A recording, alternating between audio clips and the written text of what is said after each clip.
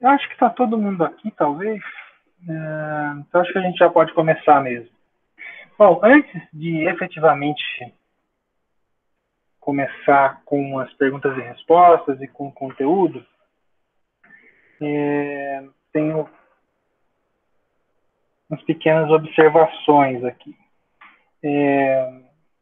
Quando você for responder às tarefas, por favor, lembre-se de entrar pelo Classroom. O que acontece? Se você não entra pelo Classroom,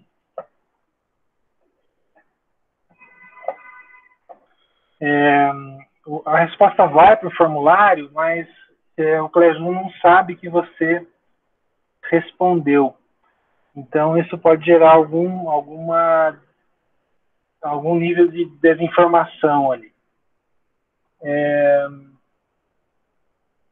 Deixa eu interromper aqui, deixa eu fechar a janela, tá meio barulhento, um minuto.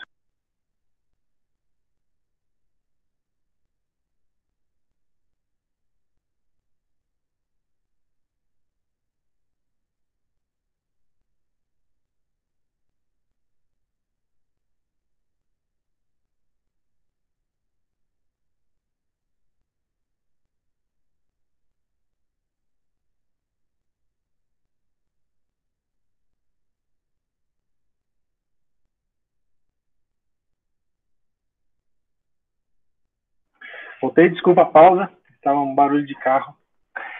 Então, vamos lá. Entra pelo Classroom, ao invés de responder direto o formulário, porque o que acontece, né? A sua resposta ela aparece na tabela de respostas, mas não aparece no Classroom, e isso gera um pouco de confusão. Mas não é um grande problema, não, mas é tentar entrar direto pelo Classroom. Outra sugestão ao elaborar as dúvidas, tente localizá-las, no sentido de tal seção do livro, ou em tal aba do Remix, ou em tal documento do Ethereum, fica mais fácil para a gente apresentar a pergunta depois. Beleza? Tranquilos? São duas recomendações bem simples aí. Vou aproveitar e vou fazer uma recomendação que seria melhor fazer no final, mas eu tenho medo de esquecer. O próximo capítulo, ele vai falar sobre criptografia. E é um capítulo mais denso, mais pesado. Então, sugiro que vocês voltem naquele primeiro vídeo. Você se lembra daquele primeiro vídeo? Eu apresentei sobre blockchain, falei um pouco sobre Bitcoin. E ali fala um pouco sobre criptografia. Então, naquela parte de criptografia, eu acho que vale a pena rever antes de encarar o capítulo 4. E é um capítulo que vale a pena ler com calma, assim, né? Porque a questão de criptografia é bem útil para o resto das coisas da sua vida, né? Então, como se comportar bem em relação à privacidade de dados e tal, é uma coisa importante saber um pouco como funcionam os mecanismos de criptografia. No curso, a gente praticamente não vai usar aqueles conceitos, né? A gente está caminhando para se concentrar na programação de contratos, né? E a gente vai estar usando esses conceitos meio de forma transparente, né? Quando eu faço uma transação, eu estou usando vários mecanismos de criptografia ali, mas isso está transparente para mim. Quando eu crio uma conta no MetaMask, estou usando vários mecanismos de criptografia, basicamente. MetaMask é basicamente um programa de criptografia, né? Entretanto, é bastante transparente, né? Então, a próxima semana vai ser a semana criptografia, né? E vale a pena sair um pouco do texto, porque o assunto é bem vasto, tá? Então, vamos lá. A gente teve algumas categorias de perguntas nessa semana. Eu vou passar meio rapidinho pelas perguntas sobre o MetaMask. A primeira é, como carteira digital, o MetaMask tem e usa a plataforma Ethereum. E é moeda própria do Ethereum, né, o Ether. Existe algum paralelo entre a moeda Ether e Bitcoin? Elas são correspondentes e equivalentes? Bom, A primeira resposta direta aqui seria não, né? No sentido de que são moedas diferentes. Entretanto, o que acontece eu posso trocar, né? Existem as exchanges, que são empresas. Exchange lembra, né, o conceito de casa de câmbio para a gente, né? E existem exchanges que eu posso trocar Ether por Bitcoin, fazer a troca, fazer a conversão. Cada uma tem a sua cotação, né? Mas eu posso fazer isso de forma direta, teoricamente sem converter para dólar, né? Ou converter para reais. O natural seria eu converter de uma moeda digital para uma moeda fiduciária, como real ou dólar, e depois converter para outra, né? Mas acho que nem precisa, essas exchanges já fazem isso. Então, com relação a ter um paralelo, né? Então, são moedas diferentes, obedecem pressões de mercado diferentes, mas eu gostaria de dizer que tem muito em comum, né, na questão. Ethereum foi muito influenciado pelo Bitcoin, mas Ethereum tem uma coisa que o Bitcoin não tem. Vamos ver se vocês estão acordados. Pessoal, quem me diz uma funcionalidade que o Ethereum oferece que o Bitcoin não oferece? Os smart contracts? Exato. Então, o escopo de aplicação de Ethereum é muito mais amplo do que de Bitcoin, né? Beleza.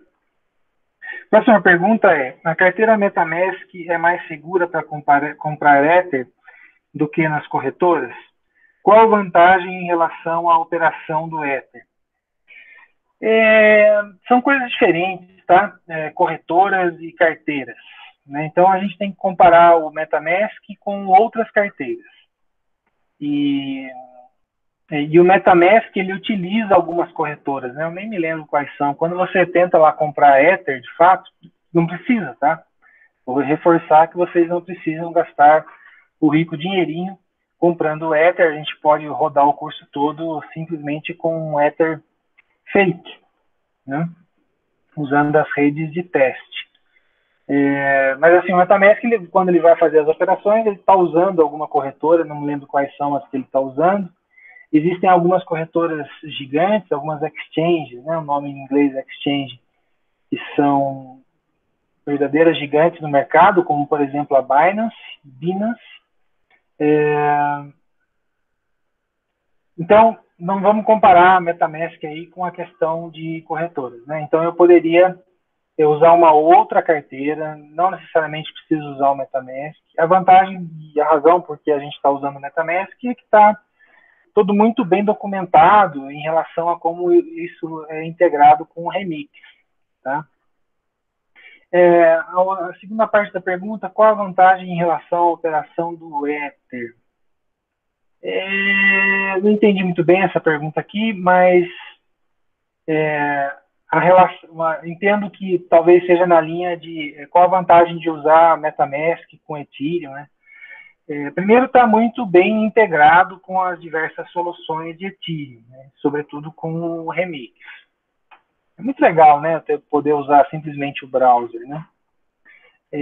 Outra coisa que eu considero como uma vantagem muito utilizado e, portanto, amplamente validado e testado. Então, sempre que puder, use as ferramentas que foram mais testadas, né? Que estão mais validadas no nosso mercado. Próxima pergunta. Atualmente é possível usar MetaMask para criar aplicativos móveis? A pergunta está meio bagunçada aqui, né? Então, MetaMask é uma carteira, ela não cria aplicativos móveis. Mas eu posso criar um aplicativo, seja web, seja móvel, ou mesmo que seja desktop. Eu posso criar um aplicativo e esse aplicativo pode usar o MetaMask como carteira. Tudo bem? Ou seja, esse aplicativo vai usar o MetaMask para liberar recursos da minha carteira e continuar as transações. Última pergunta aqui sobre o MetaMask. O MetaMask é uma carteira digital onde armazena-se tokens, né? Se perder a senha, já era? Tem como recuperar? A resposta aí é já era, né? Se eu esquecer a senha da minha carteira, e de forma geral, né? A gente não está falando só do MetaMask. De forma geral, se eu perder a senha, eu não consigo recuperar os meus recursos. Tem várias histórias aí na cultura geral de blockchain de pessoas que perderam carteiras ou perderam, queimou um disco rígido com os tokens lá gravados e tem histórias envolvendo alguns milhões de dólares aí. Teve até uma mais ou menos famosa, talvez vocês tenham ouvido falar, de uma HD que havia sido corrompida e lá dentro tinha inúmeros endereços de carteira e acho que o conteúdo era Bitcoin e parece que o pessoal conseguiu recuperar lá, usou, né, deve ter usado, eram alguns milhões de dólares, né, estavam naquela HD e devem ter utilizado algum escritório especialista. Professor, quando a pessoa perde a carteira, Pode falar. eu achei que você tinha sumido aí. Quando a pessoa perde a carteira, no caso desse, esse recurso que sumiu, o que acontece com ele? Alguém pode... Entendi. Para simplificar a resposta, eu vou falar no contexto do Bitcoin, tudo bem? Então, vamos supor que você tinha lá 10 Bitcoins numa determinada carteira. O que é a carteira, né? Então, a carteira ela tem a chave que me permite movimentar aqueles Bitcoins. Sem aquela chave, o Bitcoin vai ficar parado. Não consigo transferir, ninguém consegue sacar aquilo lá, né? Sacar entre aspas. É sempre uma transferência, né? Então, a única saída seria reconstruir aquela chave. Tá? Só que os algoritmos criptográficos eles são feitos para tornar isso de forma tornar inviável esse processo. Né? Porque se fosse viável, pensa bem, lá, o Rodrigo movimenta uns valores de Bitcoin, eu sei qual que é a chave pública dele, né? Porque sei qual que é o endereço dele. Se a partir do endereço fosse possível reconstruir a chave que permite movimentar aqueles bitcoins, a fraude seria muito simples, né? Então, na verdade, eu preciso daquelas chaves privadas, é computacionalmente inviável tentar reconstruir, né, tentar gerar uma nova chave privada que vá movimentar, porque está relacionado com a questão dos algoritmos criptográficos, né? É muito difícil tentar quebrar uma chave. Tá? Quebrar uma chave significa tentar fazer por força bruta, ou seja, por tentativa e erro, até encontrar aquela chave. Mas como elas são grandes, como o número de tentativas e erros necessários para tentar chegar numa chave seria muito alto, coisa assim, por exemplo, de 100 séculos, né? Então, é inviável tentar recuperar essas chaves.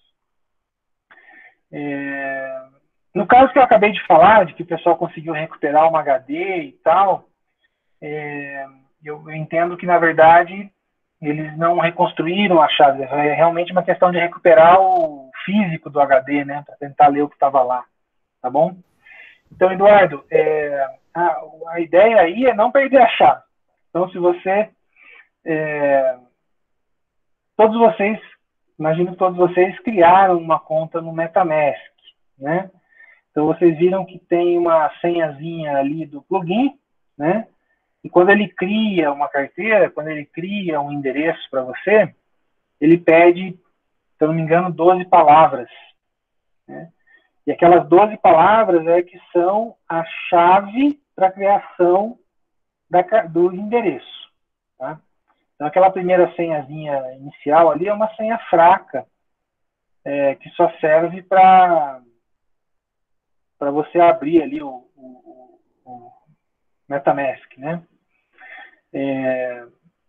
Mas a raiz, a fonte utilizada para gerar a chave mesmo são aquelas 12 palavras, de certa forma aleatórias, e que esse tamanho de entrada é que gera dificuldade, né? Quanto maior essa entrada, quanto mais aleatória essa entrada, mais difícil é tentar reconstruir uma chave de acesso. Tudo bem, Eduardo? Perfeito. Faltou dizer uma coisa. Então, na verdade, eu fui usar o exemplo do Bitcoin para a sua resposta, para a sua pergunta, porque eu queria destacar que aquele Bitcoin cujo usuário perdeu a chave, ele não consegue mais movimentar. Então, aquele Bitcoin ele vai ficar perdido na rede. E é uma curiosidade que tem muito Bitcoin perdido na rede, né? E especialmente lá no começo, né? Lá 10 anos atrás, o pessoal entrava para ver como é que era. Era baratinho o Bitcoin, né? Custava $1, $2, alguns centavos. E o pessoal desenganava, né? Ninguém ligava muito de guardar. Aí aquele Bitcoin que custava $1, hoje vale dezenas de milhares de dólares, né? E essas pessoas que perderam essas senhas devem estar bem arrependidas, né? Deixa eu ver, tem uma mensagem aqui. O Rodrigo mandou um link sobre... Era esse caso mesmo, cara. Eu acho que nesse caso aí, professor. Esse foi um caso famoso. Bom, tem vários casos assim, beleza? Então vale a pena dar uma... É curioso, é interessante. Tá bom, vamos pular aqui para a próxima. Agora a dúvida sobre o remix, né? A primeira aqui fala sobre ter várias dúvidas, né? E aí, basicamente, o centro da dúvida é o Swarm, né? A gente não comentou muito sobre isso, não falou quase nada sobre isso, tá? Mas o fato é, essas redes blockchain, elas usam redes peer-to-peer, tá? Uma rede peer-to-peer, ela pode ter vários nós, ela é uma coisa bem flexível, né? Um nó não necessariamente precisa estar conectado fisicamente ao outro, então é uma rede bem flexível. E é relativamente separado, tá? Essa camada de rede peer-to-peer que está embaixo, suportando a blockchain, ela é relativamente bem separada dos algoritmos e dos protocolos da blockchain de fato. Então, tem dois protocolos mais ou menos importantes aí de peer-to-peer, né? O Swarm e o, se não me engano, IPFS. Se não me engano, não, tenho certeza, IPFS. E você pode subir, né? Quando você sobe, faz o deploy de um contrato, quando você sobe alguma coisa, quando a gente está dizendo que a gente está subindo alguma coisa para a rede blockchain, na prática, a gente está gravando num sistema de arquivos peer-to-peer e você vai estar usando aí algumas dessas tecnologias, tá bom? Bom, então a pergunta aqui, na verdade, é: essa biblioteca pode ser usada para fazer upload ou download de arquivos? Sendo assim, podemos fazer a comunicação com outras plataformas? Sim, eu posso subir. Aliás, eu posso subir qualquer coisa, né? Nessas redes. E quando eu subo alguma coisa nessas redes peer-to-peer, eu tenho um endereço. Então, por exemplo, se você subir a sua foto numa rede IPFS, tá? Como é que você... O que você recebe, né? Então, na verdade, você vai receber um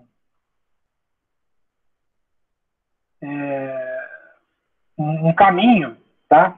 Para aquela foto. Sei lá, vai ser um número binário qualquer aqui, um número hexadecimal qualquer, mas É como qualquer coisa que eu suba numa rede peer-to-peer, eu vou receber um endereço para onde está aquele dado. Tá? Então, basicamente é isso. Legal. Próxima pergunta é a flag Listen on Network, que é uma flag que está lá no Remix. Tem aquele consolezinho que fica mostrando as saídas, né? Não vou abrir o Remix agora, meio trivial. Então, quando eu abro o Remix, tem lá a parte onde fica o principal, né? Onde fica o código, e logo embaixo tem um consolezinho.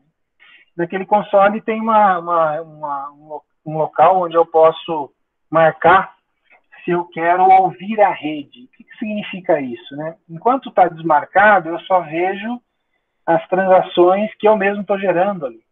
Tá? Se eu marcar esse cara, ele vai mostrar mais coisas. É claro que se você estiver rodando só naquele módulo JavaScript, vamos lembrar, né? Eu posso rodar na rede principal, posso rodar nas redes de teste, posso rodar localmente. E quando você está local, você só tem você, né? E aí não tem nada para mostrar. Então só faz sentido olhar, habilitar esse listen quando eu estou na rede de teste ou na rede principal. Eu particularmente nunca habilitei para ver se fica rodando muita coisa ali, mas eu acredito que não deve ser muito prático habilitar esse negócio, que tem muita coisa rodando na plataforma, né? Eu tinha até esquecido de que eu tinha. Né? Então, basicamente é esse campozinho aqui. Eu fiz um retrato da interface do Remix. Muito bem. A próxima pergunta aqui, essa pergunta é mais interessante. E vamos gastar um tempinho aqui. Como é feita a mensuração do gás? Então, vamos lembrar o que é gás. Gás é aquele recurso que eu gasto quando executo contratos. E aí essa pergunta ela pode ter dois desdobramentos, né? Então, primeiro, como que eu preencho aquele valor de gás que eu quero usar? E a segunda parte da pergunta é o quanto que eu gasto mesmo, de fato, né? Falar primeiro sobre quanto é gasto, tá? Então, toda instrução que exige computação, e principalmente toda a gravação de dados, que isso é uma coisa mais cara na plataforma, vai gerar consumo de gás. Então, você fez um contrato, seu contrato tem uma instrução que soma dois números. Aquilo vai gerar um custo. Qual é o custo? Esse custo está muito bem especificado no documento chamado Yellow Paper. Deixa eu pegar ele aqui e mandar o link para vocês, porque é um documento que vale a pena ver pelo menos uma vez.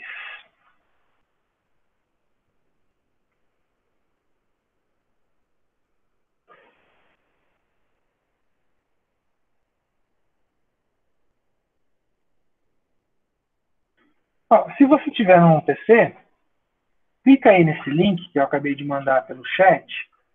E você não me pergunte a diferença entre Yellow, Blue e White Paper, que eu realmente não sei. Mas o fato é que esse Yellow Paper ele define todos os detalhes de como funciona a plataforma. Tá ok? E mais adiante, deixa eu ver o nome da seção correto aqui.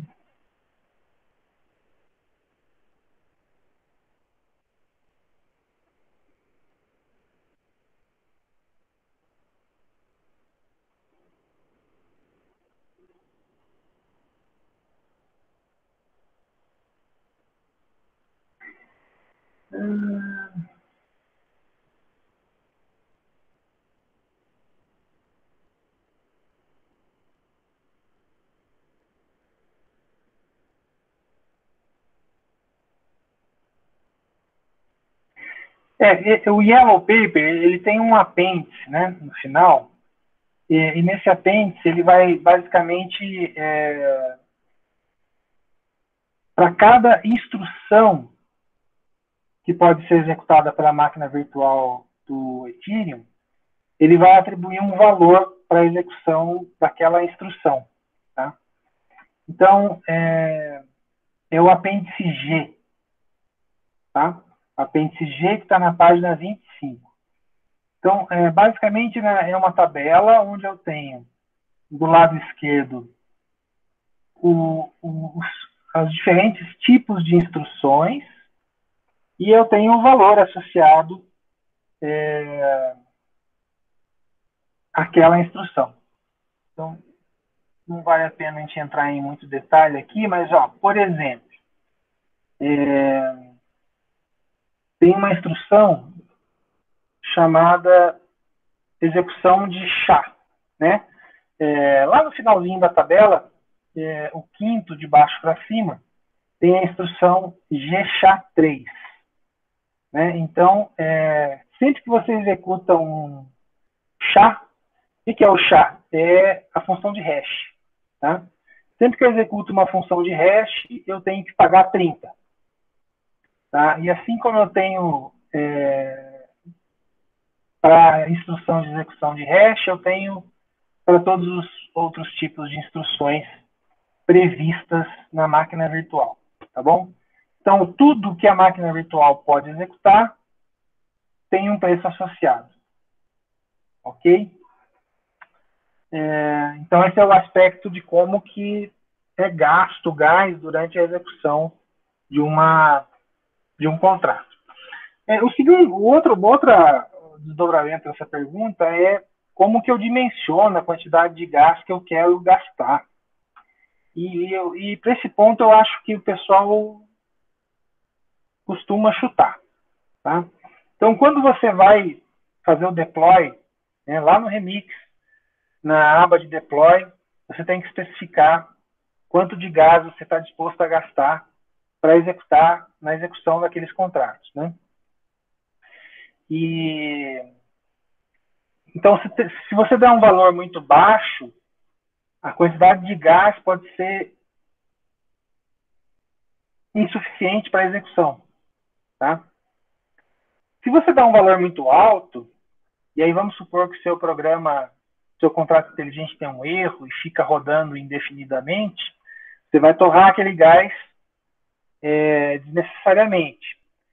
Então, o certo era fazer uma avaliação de quanto gasta executar aquele conteúdo e botar um valor de gás com um limite ligeiramente superior a isso, né? Vai que você errou alguma conta e tal. Mas o pessoal não faz muito isso, não. Coloca um valor meio aleatório ali. E isso gera alguns pequenos problemas. Porque, vamos supor que você...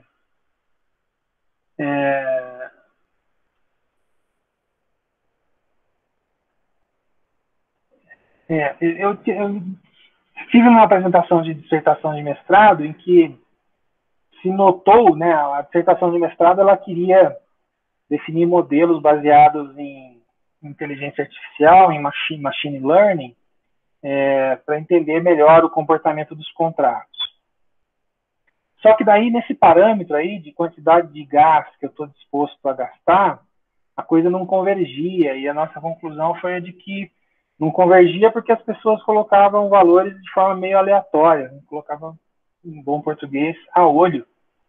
E não é, né? O certo é, então, dimensionar o quanto eu estou disposto a gastar na execução de um contrato e colocar um valor mais ou menos justo ali.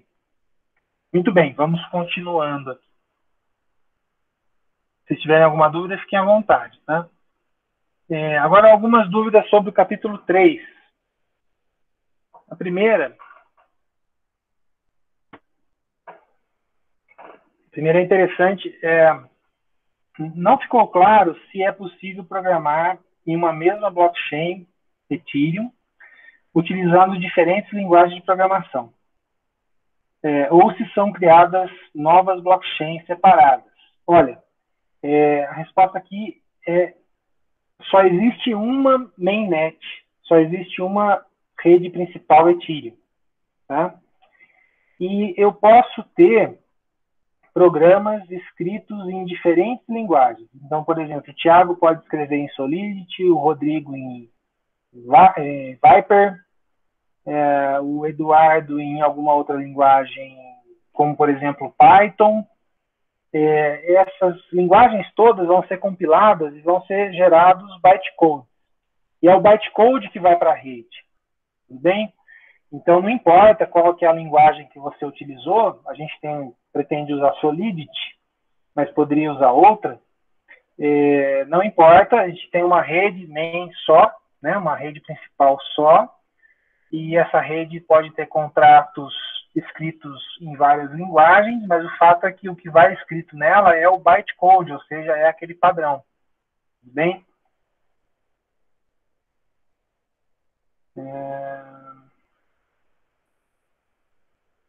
Ok, acho que respondido, né? Próxima. A próxima pergunta, eu não testei, né? Mas é o seguinte, ele tentou executar o Parity. O Parity é basicamente um cliente, né? Um cliente Ethereum e não conseguiu executar. Aí pode ser por N razões, pode ser porque você não tinha algum pacote necessário para executar. Aqui pela pergunta não dá para saber. Eu não vou me preocupar muito com esse ponto aqui, porque a gente não vai executar esses nós, né? A gente vai se concentrar em Solidity, e para o nosso contexto está suficiente a gente usar o Remix. Talvez, mais adiante, a gente queira usar o Truffle. Né? O Truffle é diferente disso aqui.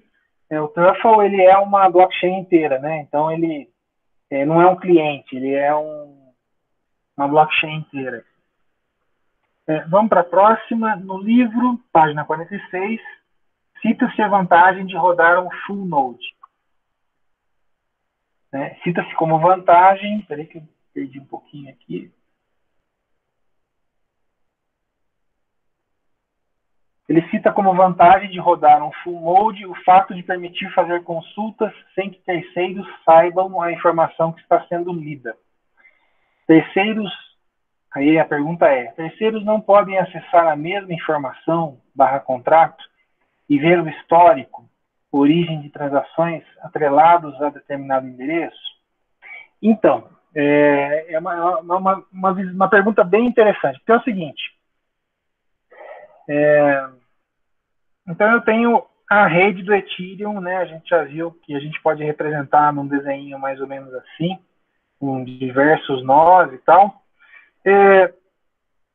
E quando eu falo diversos nós, eu me refiro aos full nodes, né? No sentido de que são nós que possuem a cadeia completa, né? Possui todo o registro de dados que foi gravado. Se você, vamos supor que aqui é você, né? Você criou um full node. Significa que você vai ter toda a cadeia de dados. E significa que você, como você tem toda a cadeia de dados, você pode ler aquilo sem nenhuma restrição, né? Diferente de, por exemplo, eu pedir para ler um conjunto de dados que esteja num determinado nó. Então, a vantagem citada ali na página 46 é a privacidade sobre o que eu estou lendo na blockchain. Tá? Mas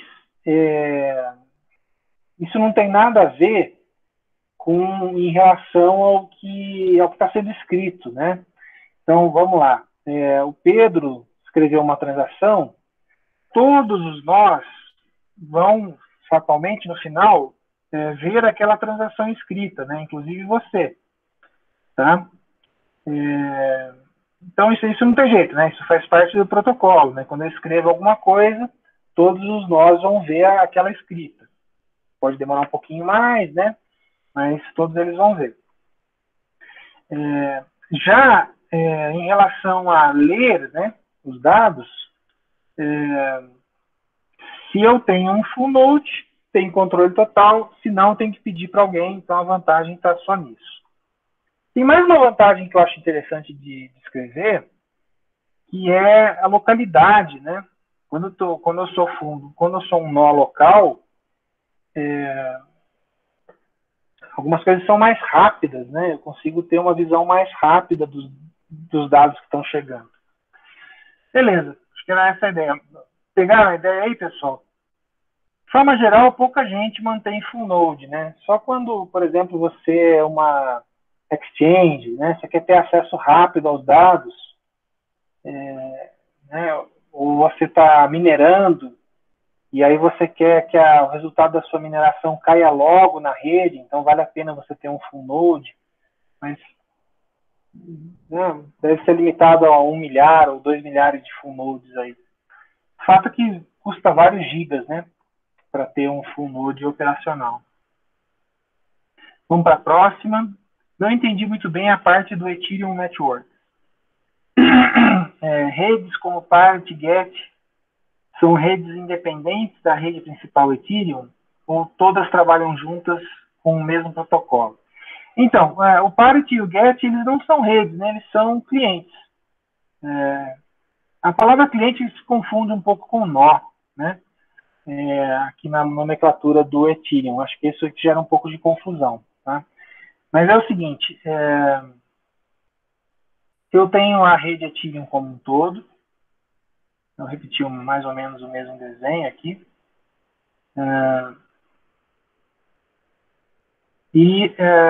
Quando eu levanto um cliente, como por exemplo o Parity ou o Get, eu tenho acesso a esses nós, né?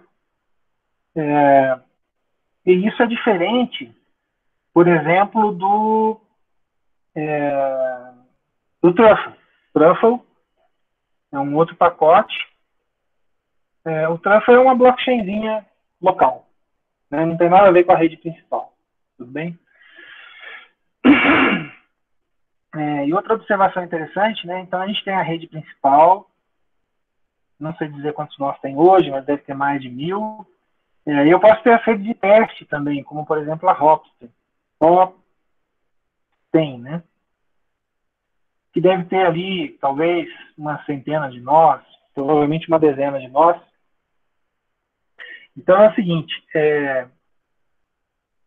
eu tenho diferentes redes, né? Quando eu crio um nó para participar dessa rede, né, eu tenho que fazer o download de todos os dados que estão na blockchain e eu entro na rede, né? Então eu crio, né, por exemplo, vou criar mais um nó que vai se conectar nessa rede aí.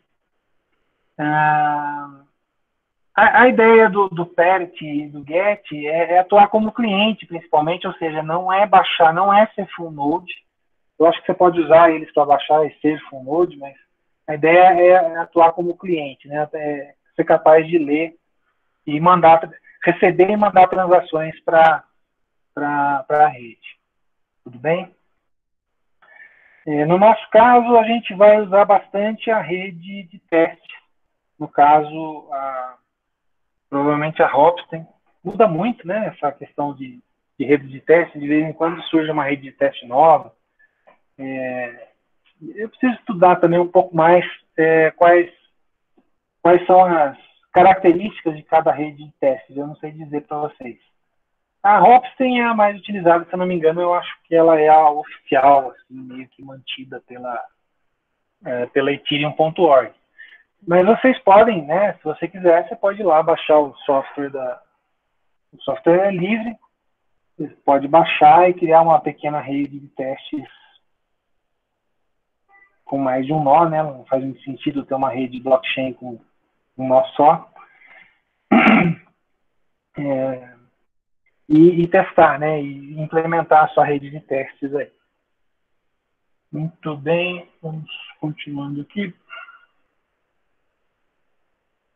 Deixa eu dar uma limpada aqui. Vamos lá. E agora sim, só agora nós chegamos nas dúvidas de fato.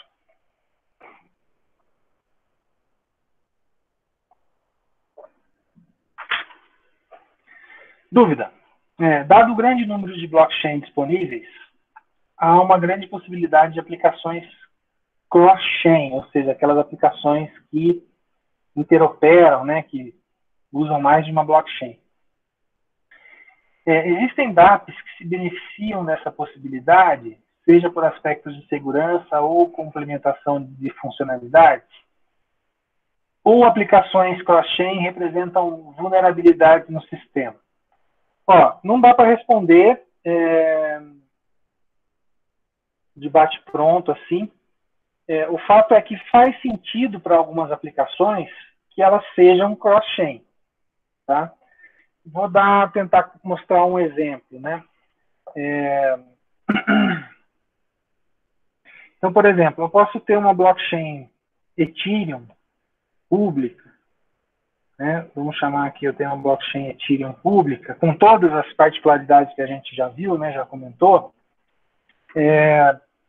E, por exemplo, essa blockchain Ethereum, ela tem algumas características, como, por exemplo, o número de transações por segundo, ele é meio baixo. Né? E eu tenho aqui também outra restrição, que é o custo. Legal. Então, eu posso bolar uma aplicação em que ela usa uma blockchain privada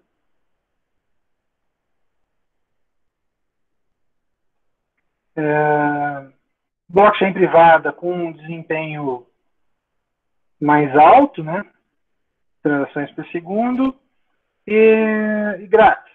Grátis no sentido de não ter custo de transação.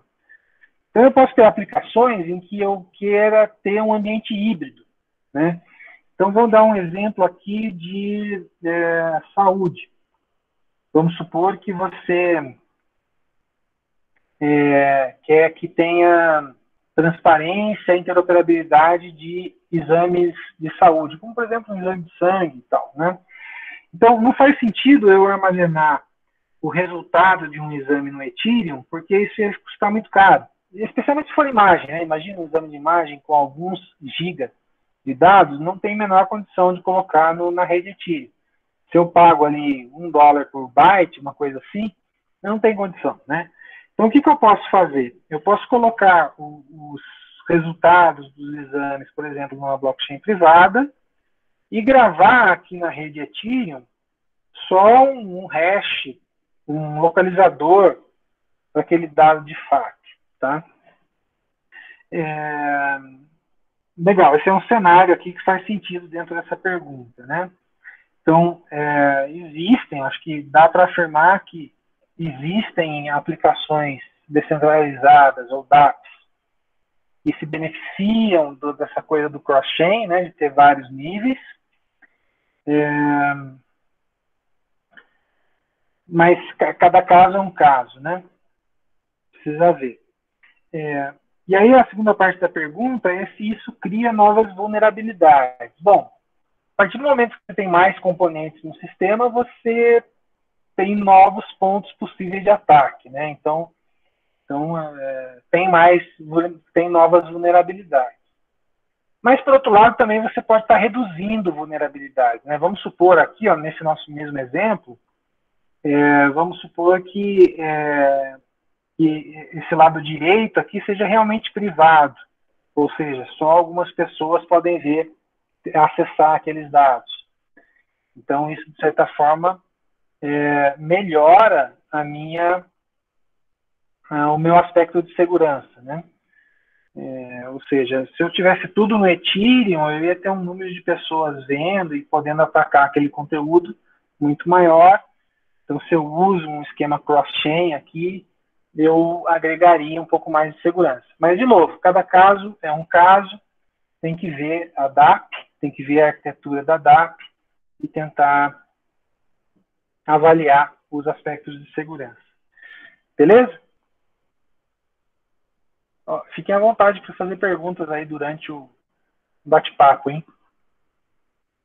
Vou começar a fazer algumas perguntas para ver se vocês estão acordados. Segunda pergunta direta aqui, né, qual a melhor maneira de fazer uma sincronização sem que os blockchains sejam afetados? Eu não entendi muito bem essa pergunta aqui, mas eu estou entendendo que você quer sincronizar a cadeia de blocos. Né? Faz tempo que eu fiz isso, né? Mas a última vez que eu instalei um full node de Bitcoin, eu levei algumas horas para sincronizar. Né? Eu fiz isso em 2017. faz muito tempo, assim, os protocolos devem ter mudado já e tal.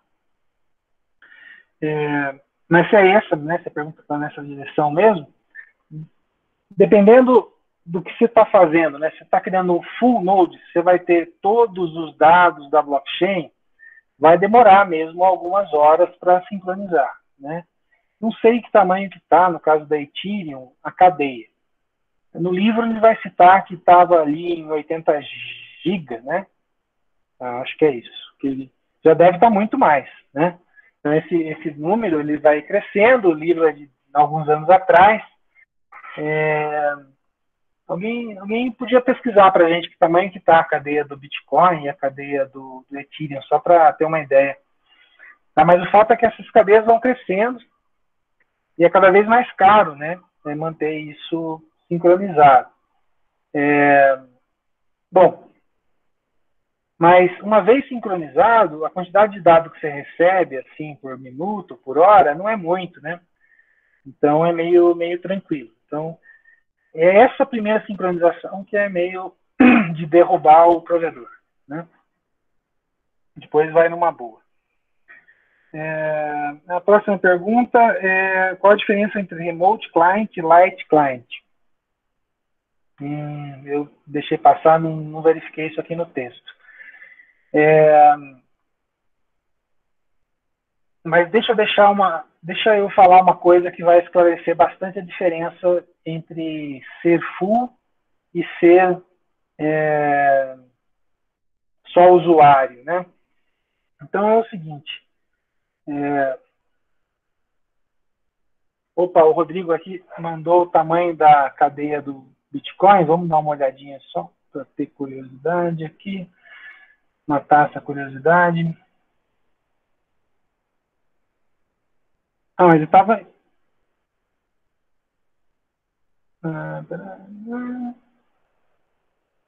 Então, se vocês abriram o link do Rodrigo, vocês viram que está atualmente... A cadeia do Bitcoin está em 300 GB. Olha, quando eu abri, já estava bem nesse começo de curva aqui, ó. E a gente tinha uma impressão de que podia ficar meio exponencial isso, mas tá bem linear agora, né? O crescimento. Se você olha a curva que o Rodrigo mandou, posso compartilhar essa tela aqui, mas vai derrubar a minha outra, então não vou compartilhar. Vou deixar vocês abrirem aí por curiosidade. Vocês vão ver que atualmente, então, a curva do Bitcoin está com 320 gigabytes. Quando eu fiz um download foi mais ou menos ali em 2017. Eu me lembro, ficou na minha cabeça o número 200 gigabytes. Então é isso. Se você quiser ter um full node de Bitcoin, ter acesso a todas as transações e ser capaz de rastrear ali você mesmo, né? Você vai ter que contar aí com 400 GB. Que também, hoje em dia, 400 GB, né? Com os discos de 1 tera que tem aí hoje, não significa nada exorbitante, né? Bom, mas então, vamos lá.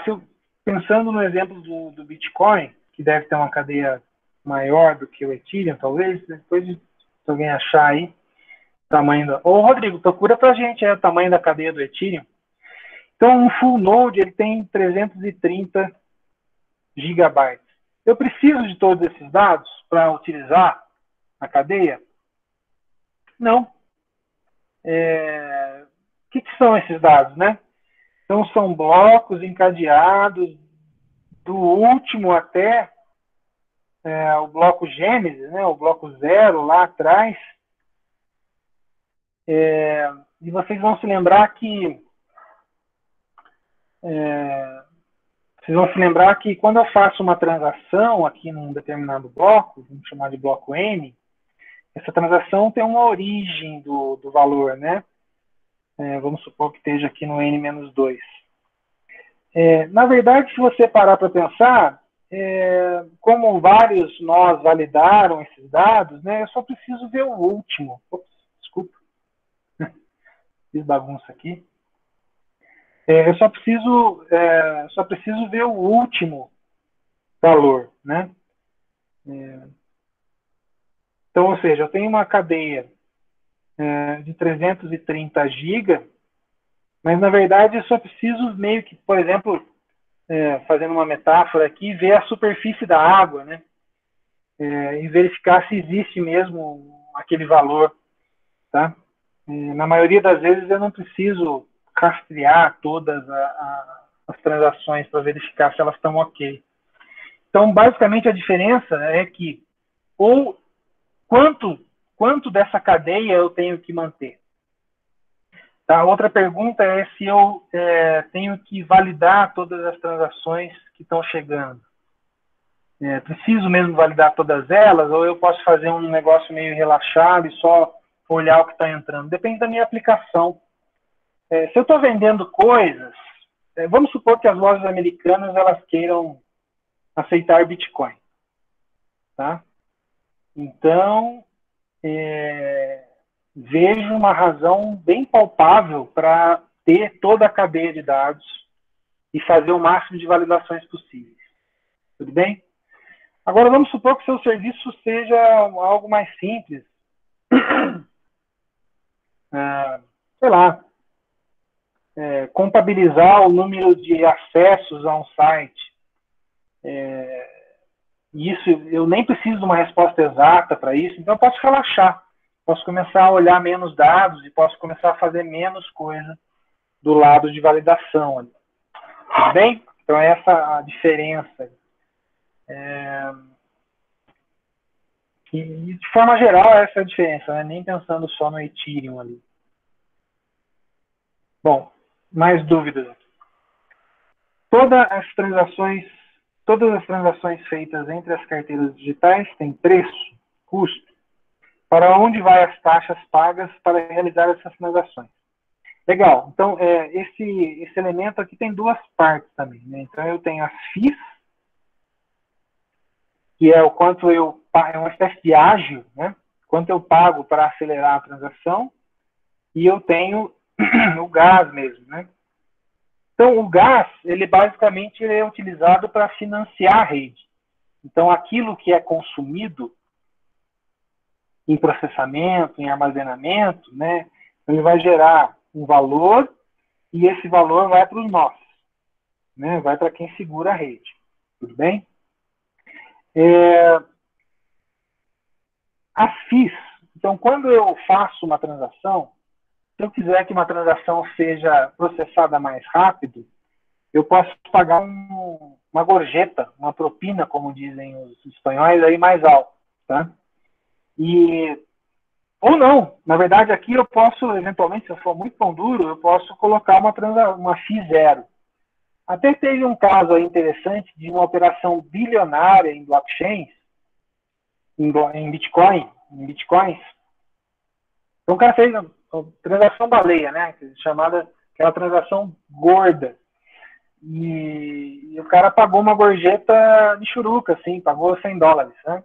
Então ele movimentou alguns bilhões de dólares e deu uma gorjeta de uma dezena de dólares. O pessoal achou meio inapropriado e tal, mas enfim, pode acontecer, né?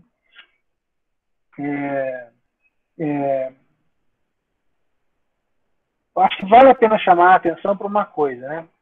Quanto maior em volume é uma transação, mais pode ser que mais trabalho dê para verificar, porque ela pode envolver vários blocos anteriores, né? Então, pode dar mais trabalho validar aquela transação que está sendo feita. Então, vamos supor que eu fosse fazer uma transação de 100 bilhões de dólares. Provavelmente esses 100 bilhões de dólares estariam em vários blocos diferentes. Então, eu teria que fazer uma validação um pouco mais trabalhosa do que aquela transação pequena de um bloco para outro bloco. Então, fica meio inapropriado, né? Se eu faço uma transação grande, pago pouco FII. Pago uma propina, uma gorjeta baixa, né? Ok?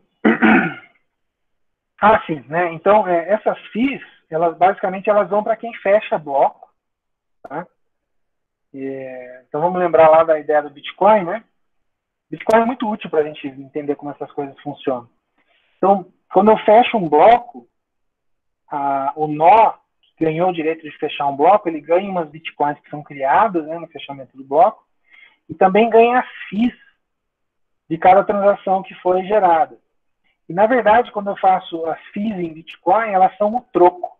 Então, por exemplo, eu vou te pagar 0,9 Bitcoins, mas a origem do Bitcoin tinha 1. Né? Então, aquele troco fica para quem fechou o bloco. É isso que representa a FIIs. Então, eu tenho dois destinos. Né? Aqui, na pergunta, aqui eu tenho dois destinos. Né? Eu tenho a rede. Então, o consumo de gás, né? Aquele gás que é gasto vai ser retornado para a rede. E eu tenho as FIIs, que vão para quem fecha o bloco. Beleza? Deixa eu só dar uma paradinha, pegar mais uma água e já volto. Menos de um minuto.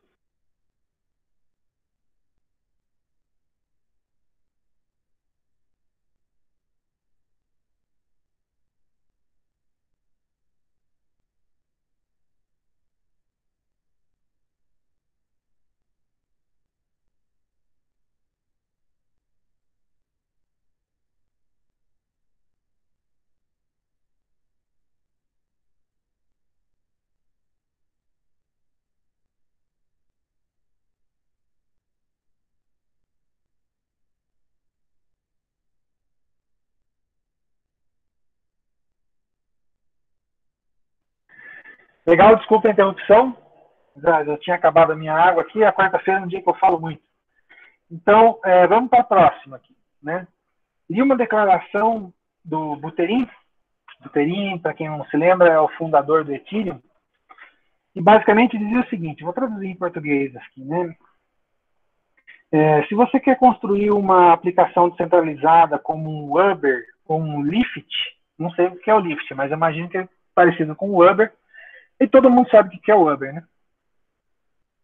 E construir isso no topo de um Ethereum não escalável, você tá mal, né? Você não vai conseguir, você devia parar, né? Então, li a declaração do Buterin sobre os limites do uso do Ethereum devido à quantidade de transações suportadas serem baixas em relação à demanda de certas aplicações.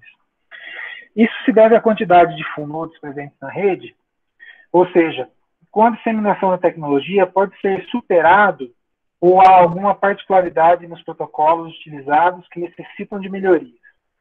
Então, essa é a pergunta de 1 bilhão, né? Talvez mais, né? Na verdade, mais do que $1 bilhão. É o seguinte, a gente comentou lá no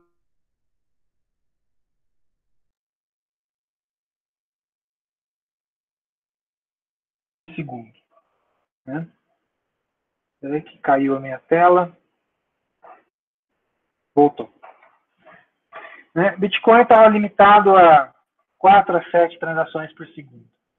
E não sei exatamente agora quanto está Ethereum, mas eu vou chutar um número meio alto de 200 transações por segundo. Porque assim, a Ethereum está na fase 2.0, mudou o protocolo de consenso, fez uma série de alterações, e eu não me lembro se 200 transações por segundo é o que eles vão...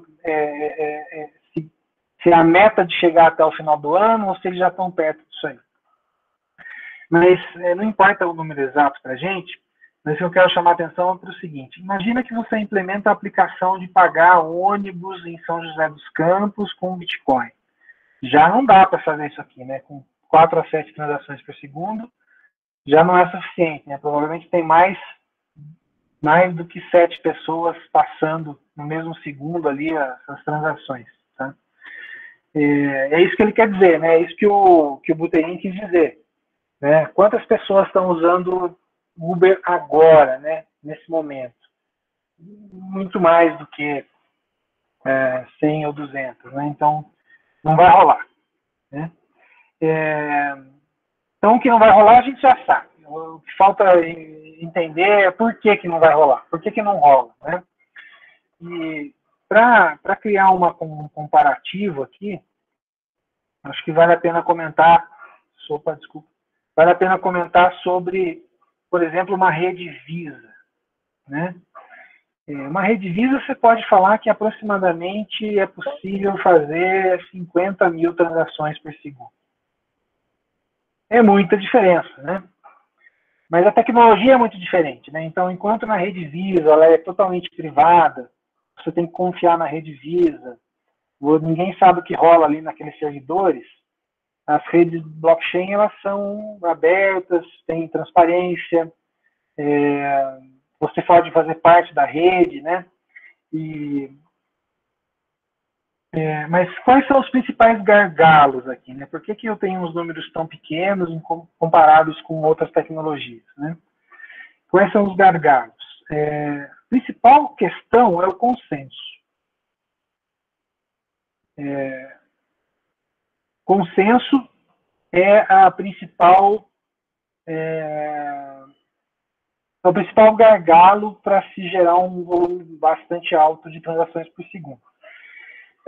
Eu vou mandar para vocês um artigo do pessoal da IBM que mostra isso. Assim, está fora do escopo da disciplina, mas é um artigo que mostra com muita clareza por que o consenso é o gargalo nessa coisa toda. Tá? Lembrando que o consenso é aquele algoritmo que permite fazer com que todos os nós tenham uma visão igual da rede, né? Mas tem mais gargalos aqui. Tem a questão de validação. Como eu tenho que validar todas as transações que acontecem na minha rede, então a validação tem um overhead, né? Tem um custo. E outra coisa que a gente deve citar é o peer-to-peer. Afinal de contas, como eu tenho que distribuir conteúdo para vários nós diferentes e conferir se está tudo certo, então eu tenho um overhead aí também. Então tem blockchain que oferece confiança, mas tem um custo, né? E esse custo vem principalmente pelos algoritmos de consenso, mas também pela validação, pela comunicação diferenciada das redes peer-to-peer, pela maior cuidado com a criptografia, então é uma série de fatores que vão diminuindo esse desempenho. Bom, mas não quer dizer que você não possa construir uma aplicação que ofereça um serviço, por exemplo, Uber. É possível usar blockchain para viabilizar uma aplicação como a Uber, mas provavelmente vai ser uma coisa híbrida, né, onde você não registra todas as ações na blockchain, mas registra algumas coisas mais importantes. Dúvida aí, pessoal? O que é o Lyft, hein? Alguém sabe o que é o Lyft? O Lyft é um aplicativo concorrente do Uber, usado muito na Europa. Tá. Imaginei que era alguma coisa similar. Perfeito, bem legal. Aliás, o Rodrigo mandou para a gente o tamanho da cadeia do Ethereum, está em 230 gigabytes. Pela simplicidade da transação do Bitcoin, pelo maior uso do Ethereum, eu acredito que provavelmente um dia, em breve, o tamanho da cadeia do Ethereum vai ultrapassar o tamanho da cadeia do Bitcoin. Afinal de contas, o Ethereum tem mais coisas, né? Tem os contratos, posso gravar dados de forma mais livre, né? De qualquer tamanho. Beleza, penúltima pergunta. Uma empresa está trabalhando em um contrato inteligente, mas antes de ser enviado para o blockchain, ele é secretamente modificado por um dos programadores. O contrato é enviado com a referida modificação. Ou seja, foi adulterado, né? Enviei um contrato adulterado. Haveria alguma forma de visualizar o conteúdo do contrato para validar as informações? Então, pergunta interessante que envolve a questão ética, né?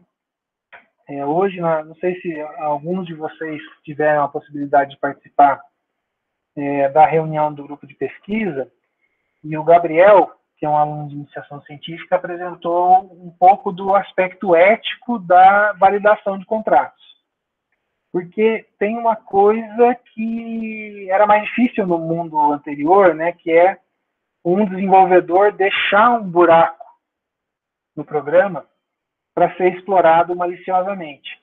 Isso até já existia e tal, mas agora, como envolve dinheiro, fica mais grave, né?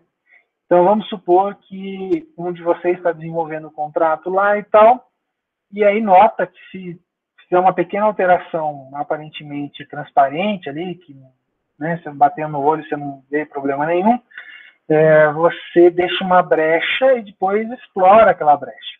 E por que explorar a brecha ficou mais simples? Porque você é anônimo, né? Então, sei lá, eu não vou pegar o nome de nenhum de vocês, porque daí, no caso, é um usuário antiético, né? Mas aí, o Zezinho deixa uma brecha no contrato e, sem que ninguém possa identificar que ele é o Zezinho, ele vai lá e explora aquela brecha, né? Então, esse anonimato o anonimato implícito da blockchain criou essa brecha estranha aí. Bom, aí a pergunta, na verdade, se há alguma forma de visualizar. Então, os contratos, eles vão em bytecode para a blockchain. Então, você escreveu seu contrato, tal, compilou, é aquele bytecode que vai, né? Ler bytecode não é muito natural, né? A gente não consegue, mas existem aplicações ou ferramentas que pegam o bytecode e transformam no provável código, né? E aí é mais fácil de você ver e ler e tal. Mas a melhor coisa a se fazer é justamente o tema da reunião que teve hoje às 10h30 da manhã, que é a validação automática de código. O que é um validador automático? Ele pega aquele bytecode que está lá na blockchain, ou o resultado da sua compilação, e roda uma série de algoritmos para tentar identificar se tem uma brecha ali. Então, exemplos de brecha se tem uma forma de usar uma função mal escrita para pegar o seu dinheiro, tá? Ou se tem algum uso desnecessário de gás dentro daquele programa. Tá? São coisas assim. Então, respondendo a pergunta, né? A forma de visualizar é pegar o bytecode, usar alguma ferramenta que transforma de volta, né, o bytecode em código e tentar ler. Mas melhor do que isso ainda é tentar usar alguma ferramenta de validação automática, ok? Existem várias, assim, bem em área de pesquisa ainda, bem quente.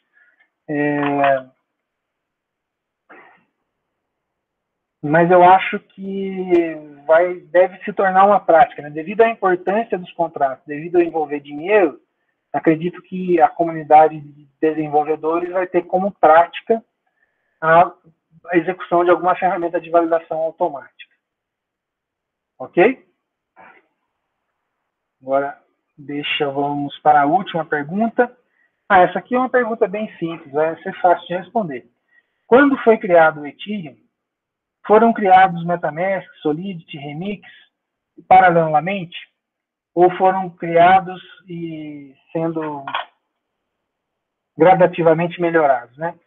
Então, o próprio Ethereum tem sido gradativamente melhorado. Tá?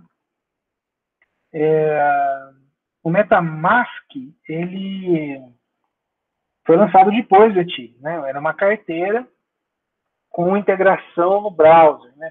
Foi criado bem depois do Ethereum até. O Solidity também foi criado, eu não me lembro, acho que eles usavam uma coisa, não me lembro o nome tinha uma outra linguagem, né? E o próprio Remix o Remix não deve ter 3 anos, tá? Então, esse mercado ele é muito dinâmico. Eu quero chamar a atenção para o fato de que a própria linguagem vem sendo modificada, né?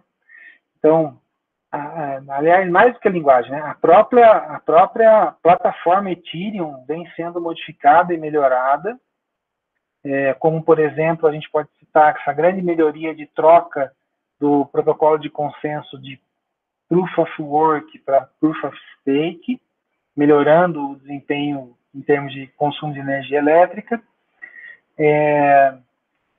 A gente pode citar, pegando o gancho com a pergunta anterior, né, que estão sendo agregadas novas ferramentas. Então, por exemplo, foi Se você brincar lá no Remix, você vai ver que tem uma ferramenta chamada MeetX. É um plugin, né?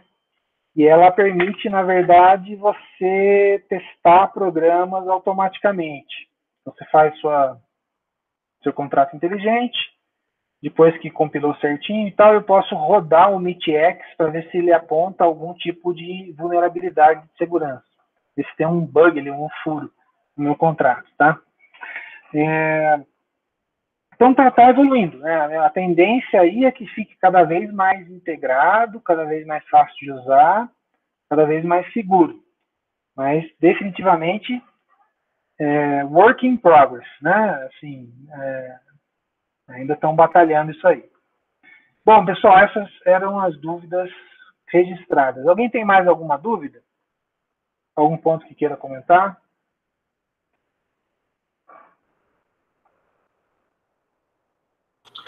O professor, quando vai fazer lá a previsão de quanto vai gastar de gas para...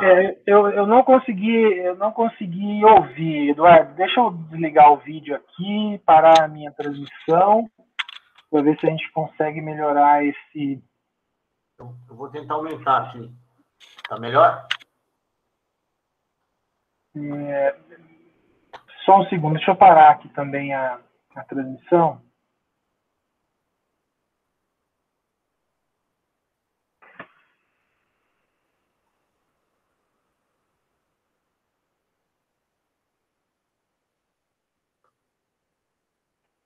Pronto, pode falar, Eduardo. Quando vai aumentar vai fazer a previsão de quanto o gás vai usar lá, se eu superestimar o que eu não gastar, eu perco?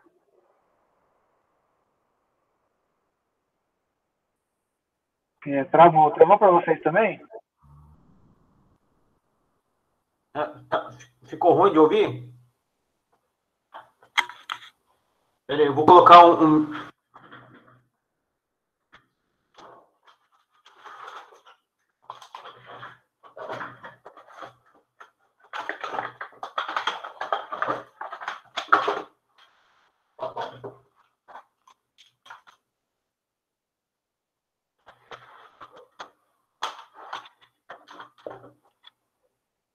Vocês estão conseguindo ouvir o Eduardo? Eu não consegui.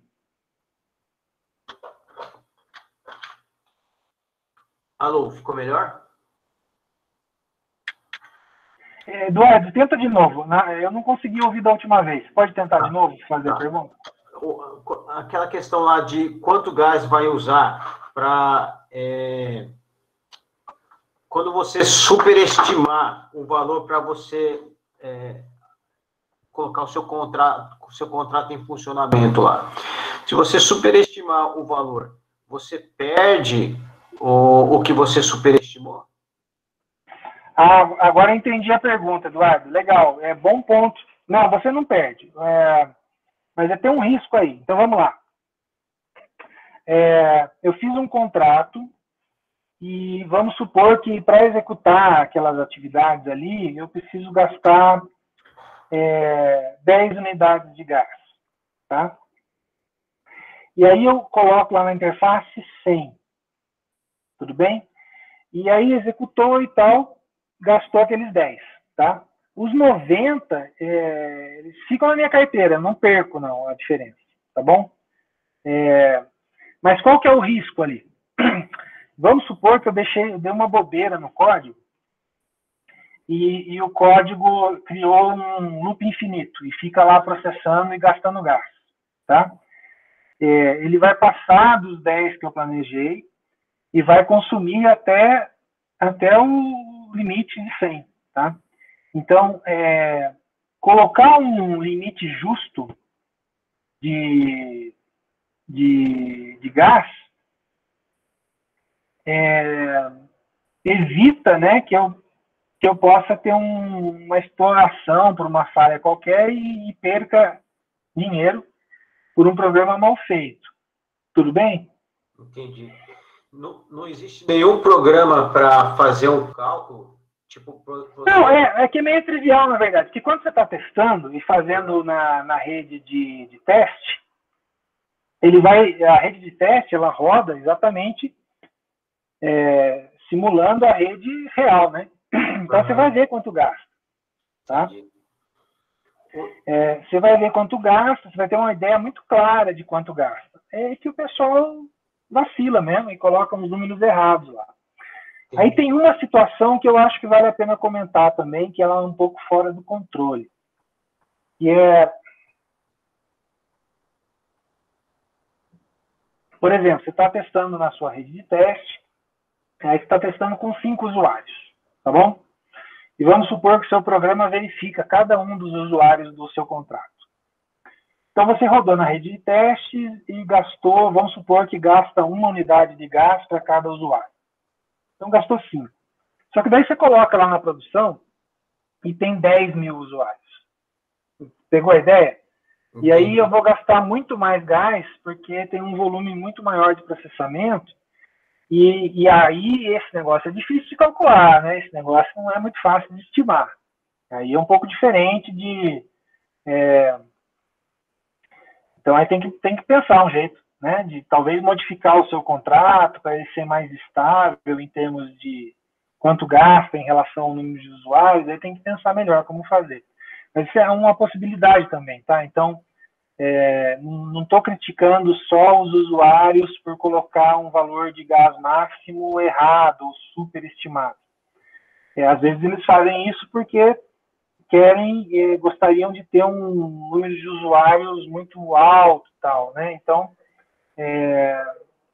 não é tão simples também estimar o valor máximo de gás, ok? Ok. Outra dúvida que eu tive no passado, não perguntei, é sobre o Proof Burn. Ele queima, assim, tem algum valor estimado de quanto que se perde? E quando fala queima, ele se perde, nunca mais é irrecuperável mesmo? É jogado fora? O Proof of Burn, né? Eu acho que eu perdi a primeira palavra, mas era essa, né? O Proof of Burn, né? A prova de queima, né? Isso. O que eu entendi é que deleta o valor que eu imagino que seja insignificante, entendeu? Mas eu estou entendendo que também é uma perda, eu não sei quantificar, eu queria saber se ela é significativa no todo, né, quando você vai fazendo uma somatória, e se essa perda aí dá para recuperar ou já uma vez queimado, nunca mais pode ser usado, entendeu? Eu acho que a gente tem que estudar no contexto da plataforma que está usando o Proof of Burn, tá? Eu acho, assim, a primeira impressão que a gente tem é que é um negócio meio maluco, né? De queimar dinheiro. Mas não é tão maluco assim, não, porque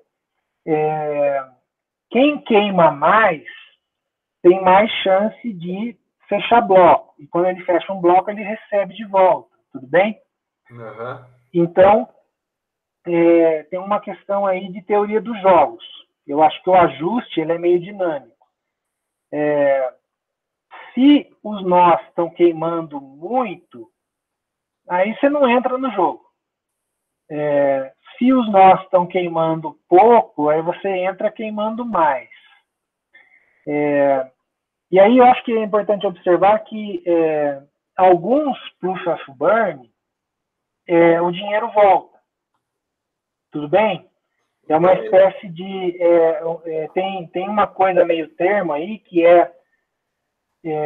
você dá o lance, é como se fosse um leilão, né? Uhum.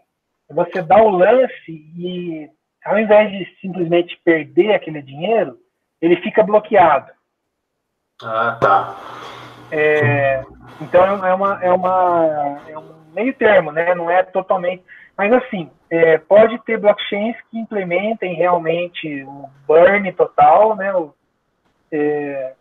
O que pode ser interessante, porque, veja, menos nós vamos participar da eleição, percebe?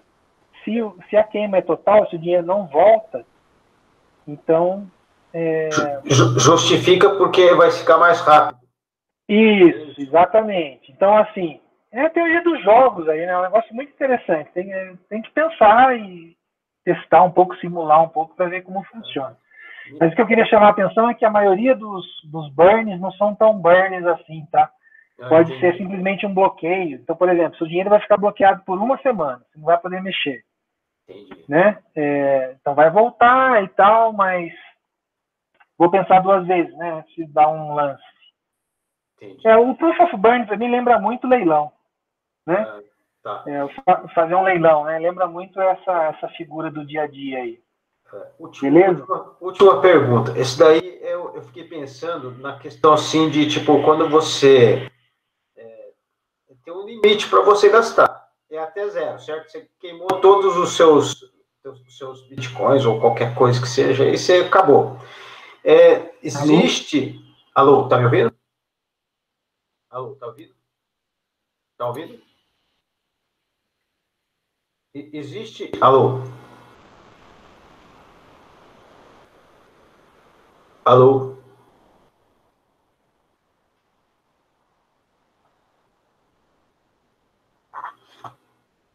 Alô? Tá ouvindo, Aline? Alô? Alô? Alô, tá me ouvindo? Por alguma razão parou aqui, eu até fiz um reboot aqui da conexão. Agora eu tô ouvindo, pode falar. Tá. Isso aí é uma curiosidade só. Por exemplo, se você gastou tudo, não tem mais nada para gastar. Fechou. A minha pergunta é a seguinte, por exemplo, existe um cheque especial? Nesses protocolos que a gente tem visto aí, não tem não, mas pode ser que alguma blockchain implemente alguma coisa nesse sentido, né? Por exemplo, uma coisa que eu acho interessante é você ganhar um pequeno valor de moeda, vai ter que ser pequeno, né? Para cada novo usuário que entra, por exemplo. Mas, a ideia de cheque especial não tem, não. A priori, nunca vi implementada em nenhuma blockchain. Mas pode ser interessante pensar, né? Pode ser que em algum contexto faça sentido. Que o cara cobra juros ali e ganha uns trocados a mais ali, entendeu? Foi essa a ideia, mas também depois como é que vai pagar, eu não sei, né? O risco é muito alto, lembra que é anônimo, né? Então. Se for um esquema não anônimo... bom, pensando bem, tem aplicações de crédito baseadas em blockchain, né? Se eu não me engano, a Índia fez um esquema interessante. Mas aí é identificado, né? Não é anônimo. Entendi. Tá, Joel, e é uma plataforma que eu pelo menos enxergo um potencial para microcrédito. Não sei se vocês já leram um pouco sobre o potencial de mudança social do microcrédito, né? Assim,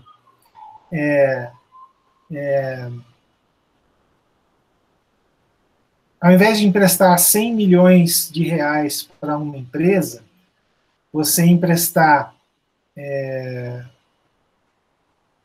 100 reais para 1 milhão de pessoas, a conta aí está dando a mesma, né?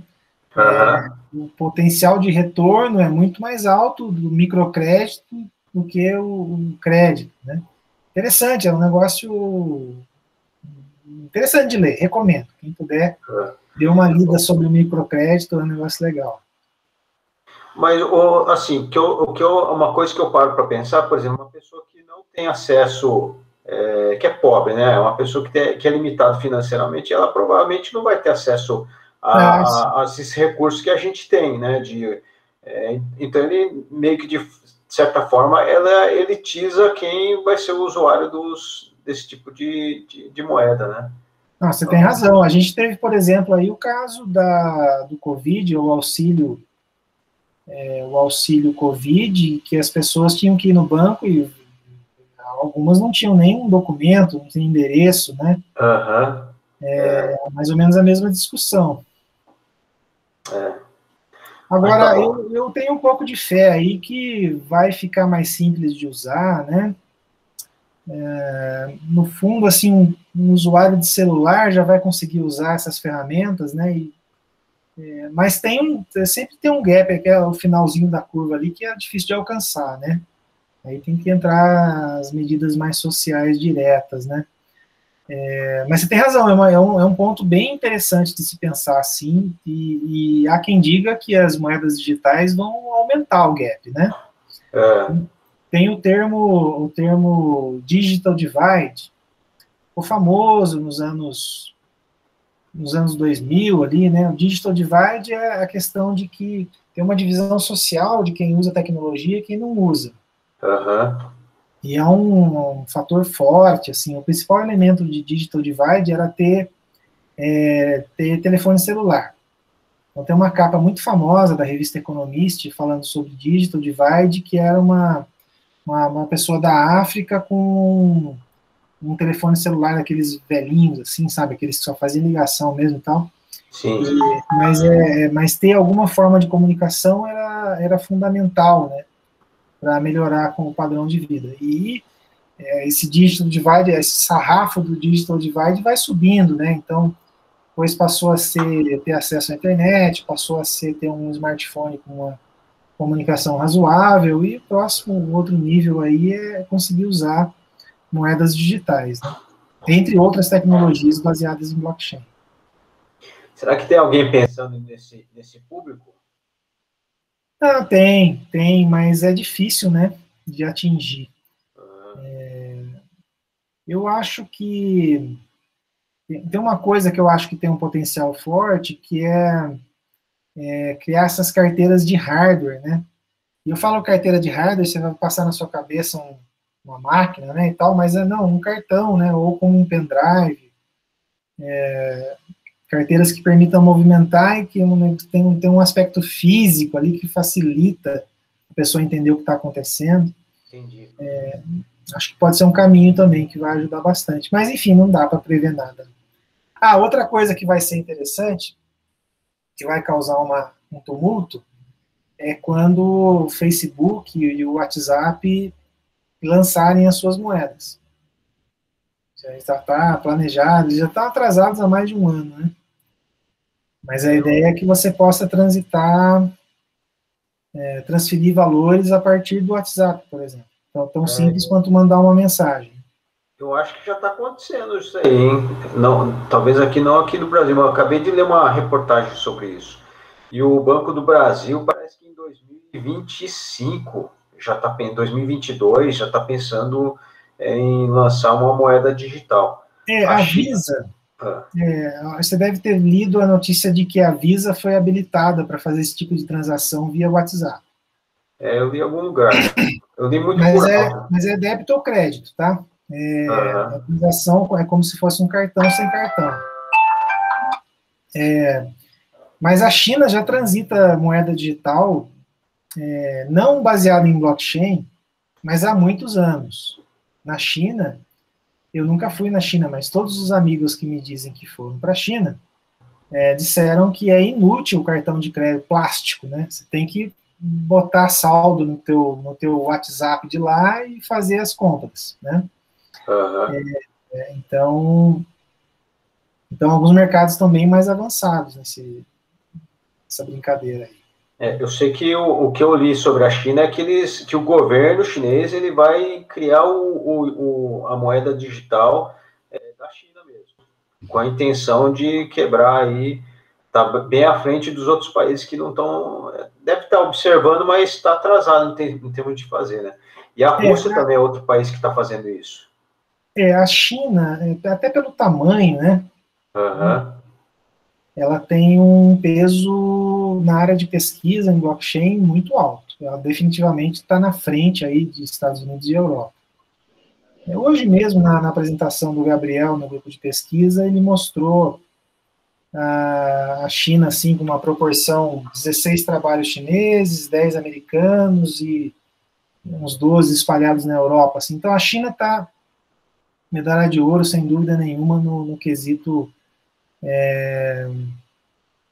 avanços em tecnologia, em uso de tecnologia de pagamentos eletrônicos baseados em blockchain. Não tem nem comparação, tá?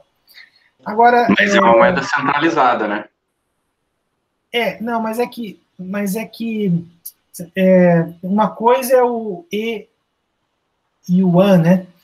Então, a China, ela bloqueou o uso, ela proibiu o uso de Bitcoin, o que já é uma coisa que não dá para fazer no Brasil. Né?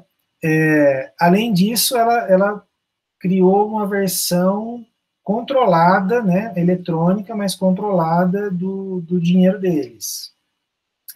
Mas, além disso, não estou nem pensando muito na questão monetária, mas nos novos usos, né, de blockchain como um todo. Então, aplicações de supply chain usando blockchain, as aplicações de registro médico. Essa semana saiu uma reportagem sobre o uso de blockchain para registro médico e identidade dos pacientes, que é um negócio que todo mundo sabe que faz sentido, mas é um negócio tão grande, tão complicado de fazer, mas a China saiu na frente aí, né?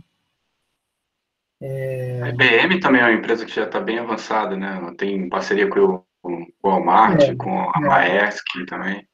A IBM tem vários... O legal da IBM é que tem vários cases, né? E ela mostra os cases. E, ela virou um bom negócio com a IBM, né?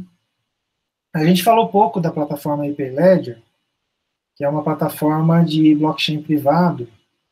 E a blockchain Hyperledger, ela é um código aberto, né? Mas é basicamente mantido pela IBM. A IBM uma participação muito forte na manutenção. E eles não fazem isso de graça, né? O código é livre e tal, eles depositam os avanços no código lá, mas ganham rios com consultoria na área. Então, mas assim como tem... Mas eu não diria que a IBM vai ser a principal empresa da área, não. Acho que tem outras empresas aí mais ágeis, né? E gerando produtos bem interessantes. Intel, por exemplo. Na verdade, passou na minha cabeça uma empresa chamada Sovrin. Deixa eu anotar aqui.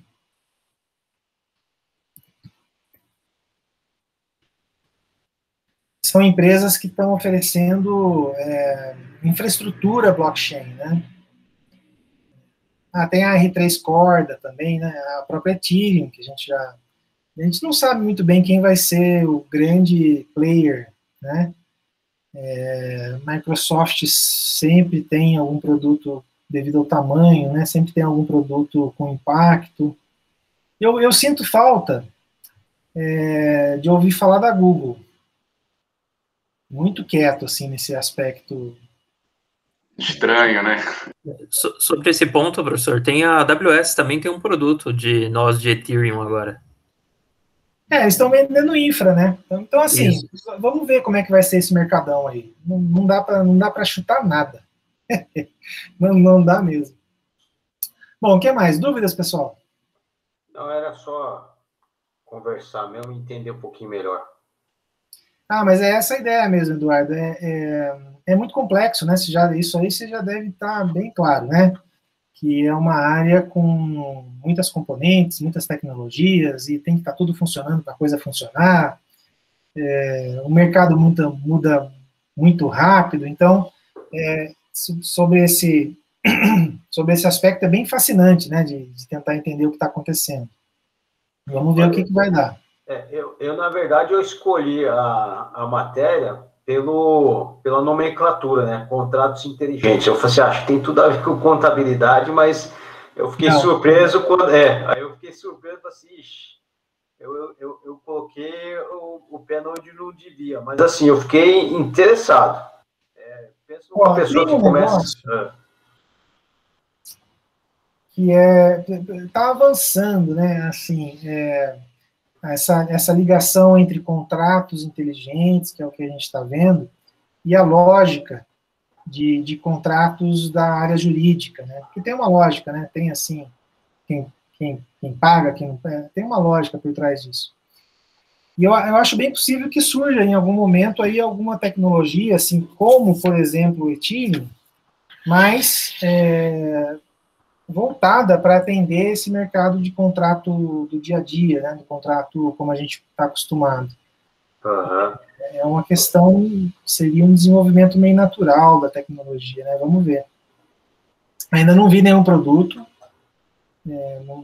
também não sou, né, da área. O pessoal do direito deve conhecer bem. Teve um aluno nosso que lançou um livro nesse mês, exatamente sobre esse tema. Posso fazer o jabá aqui depois, para mandar para vocês. Por favor. Manda lá no WhatsApp, lá não vai ser, nunca é de menos, né? Eu acho que o nome do livro é O Futuro dos Contratos, depois eu mando lá no WhatsApp. Tá joia. Bom, acho que é isso, né? Já deu um pouco do nosso horário aqui, vou começar a encerrar. Pessoal, mais alguma dúvida? Não, acho que era isso. Não, o próximo capítulo é tenso, então aviso, comecem logo. Faça aquele esqueminha de ler 2 páginas por dia, assim, uma coisa para ler com calma. E ele vai basicamente falar sobre criptografia. E criptografia exige um pouco de você sair fora do capítulo, né? Então vai ter termo que você não entendeu o que é, você vai ter que dar uma pesquisada na internet. E é natural, é esperado que você tenha que sair um pouco da caixinha ali. Beleza? Então, bom trabalho, pessoal. Boa semana. Falou. Boa semana para todos. E a gente Valeu, se pessoal. fala. Boa semana aí. Qualquer coisa, dá um toque lá no WhatsApp. Falou, pessoal. Valeu, tchau, tchau. Tchau, boa semana a todos.